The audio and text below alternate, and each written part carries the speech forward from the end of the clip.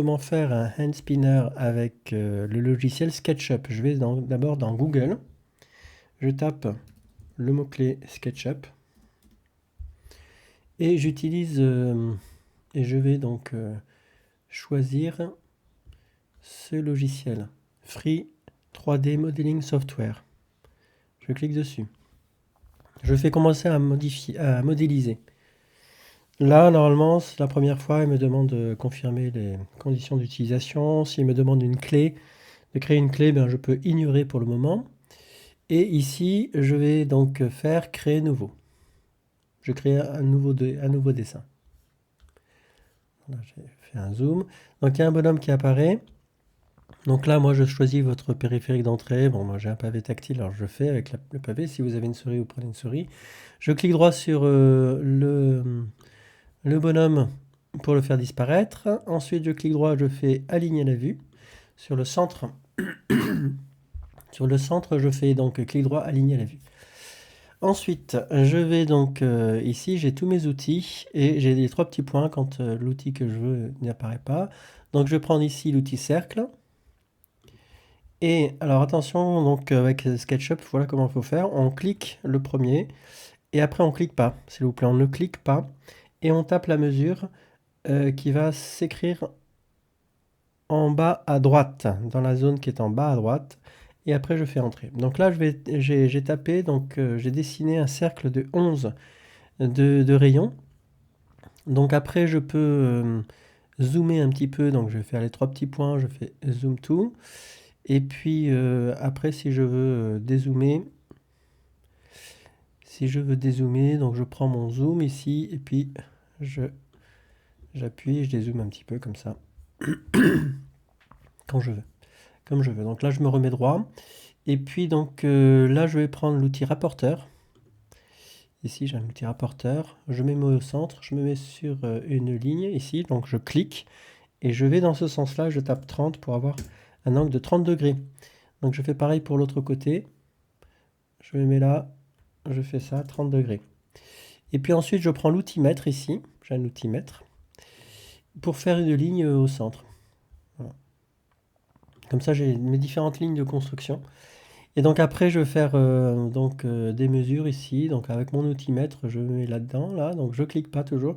Et je tape 28 pour me faire un petit trait qui me servira pour mon prochain cercle. 28 suivant les trois axes. 28.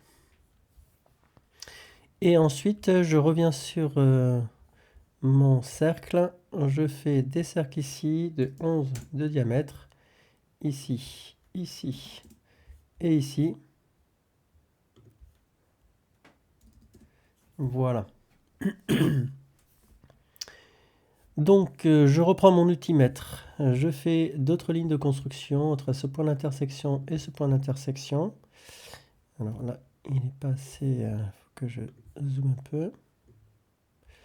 Je prends mon zoom, je dézoome un petit peu. Alors, mon point d'intersection ici et celui-ci. Voilà. Ici. Entre celui-là et celui-là. Bon, il n'est pas évident celui-là à faire. Simplement parce que j'avais pas bien fait mon point.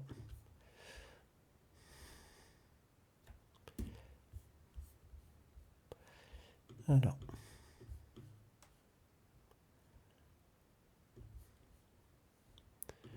Je le prends ici.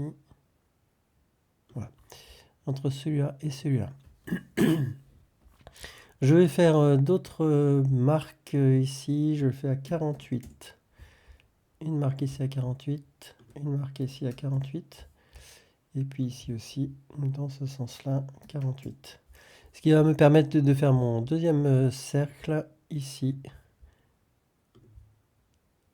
Là. Et là. Là. Je me suis un peu trompé. Donc quand vous vous trompez, vous faites CTRL Z. Ou ALT Z. Donc je refais ici et je me mets au centre. Voilà. Ensuite, donc, avec les cercles, je vais faire je vais rejoindre les cercles qui sont là. À partir de ce point d'intersection, je fais ça, mais je vais essayer donc de les faire toucher. De le faire toucher le mieux possible. Donc là, je vais me remettre un petit peu droit, là. Il vaut mieux être droit comme ça. Donc j'ai dit, je prenais ce point-là, et puis ici. Je prends un point d'intersection. Je prends le plus près. Voilà. Ensuite, donc, je prends la flèche et je vais évider tout ce qu'il faut évider. C'est-à-dire les centres ici où il va y avoir les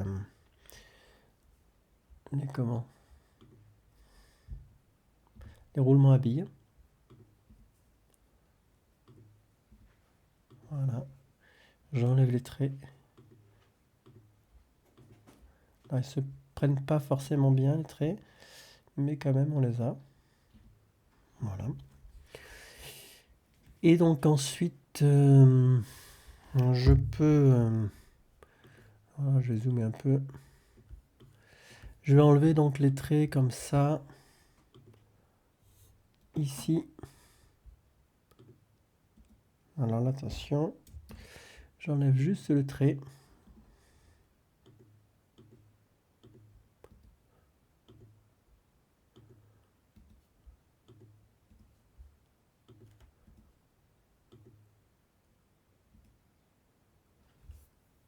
Alors, en fait, je me suis trompé. C'est pas ce trait-là qu'il faut enlever. C'est celui-là. C'est tout ça, en fait, qu'il faut enlever. Tout ça, voilà. Et là, juste le trait. Comme ça, il faut faire à peu près comme ça.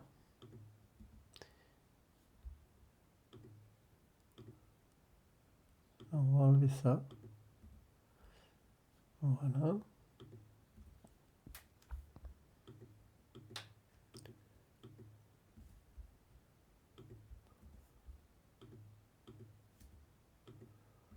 Voilà, c'est un peu long, mais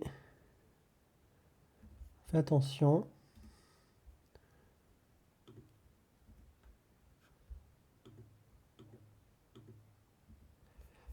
Ok. Après, on peut enlever toutes les traits de construction pour avoir une pièce qui est jolie. Fais attention quand on clique, hein, ça se transforme en bleu.